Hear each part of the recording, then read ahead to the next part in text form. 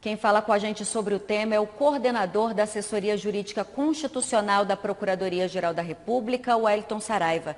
Doutor Wellington, como a demora do Legislativo em editar uma norma específica sobre o assunto interfere na homofobia? Existe uma determinação da Constituição brasileira de que seja protegida a vida em todas as suas manifestações. E existem também determinações na Constituição de que sejam vedadas todas as formas de discriminação. A Constituição brasileira é de 1988 e, no entendimento da Procuradoria-Geral da República, desde esta época deveria haver uma lei que tipificasse como crime específico qualquer forma de discriminação contra a homofobia e a transfobia, ou seja, contra manifestações de orientação sexual tendentes ao mesmo sexo ou de mudança de sexo, no caso da transexualidade. Então, no entendimento do Ministério Público Federal, até que essa norma seja editada, a lei de racismo deve ser aplicada em casos de homofobia. O próprio Supremo Tribunal Federal e os estudiosos sobre esse tema chegaram ao consenso, e é um consenso praticamente mundial, de que determinadas manifestações de intolerância são consideradas como racismo.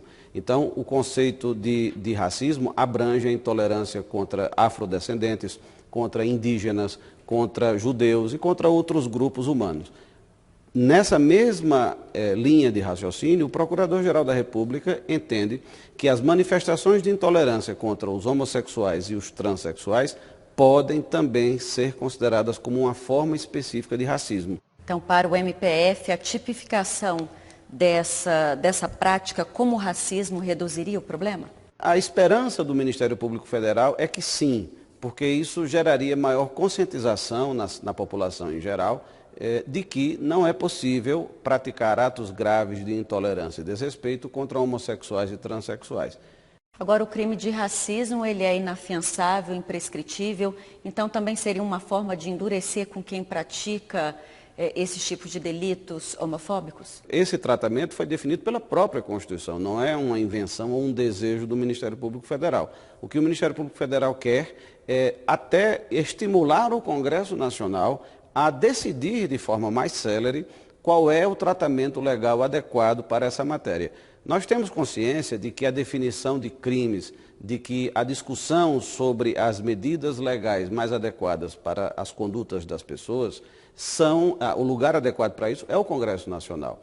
Nesse caso, porém, como existe uma ordem constitucional, uma norma constitucional que contém um mandado de proibição da discriminação, que não vem sendo concretizado por conta da omissão do Congresso Nacional há mais de 20 anos, nessa situação específica, o Supremo Tribunal Federal entende que é possível, por meio de um processo chamado ação direta de inconstitucionalidade por omissão, que o Supremo determine ao Congresso Nacional que legisle sobre a matéria. E caso o Congresso Nacional não faça isso, que o próprio Supremo defina determinados parâmetros, determinadas diretrizes sobre como essa norma constitucional vai ser concretizada. Quer dizer, a luta do Ministério Público Federal nesse contexto é combater a discriminação, o preconceito e atos de violência em cima dessa população LGBT. Exatamente.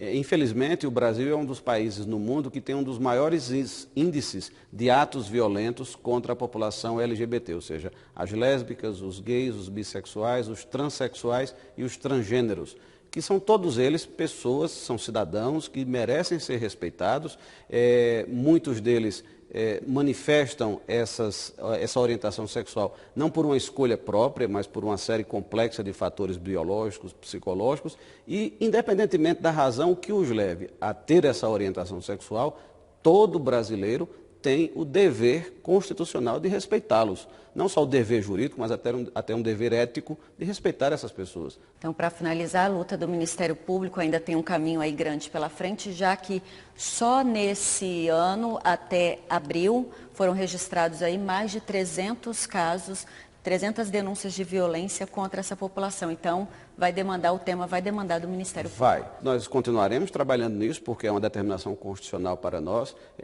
Existem determinações legais também para que o Ministério Público atue nessa área. É preciso que a sociedade aprenda a respeitar o outro, aprenda a aceitá-lo nas suas contingências, nas suas características, inclusive na esfera sexual.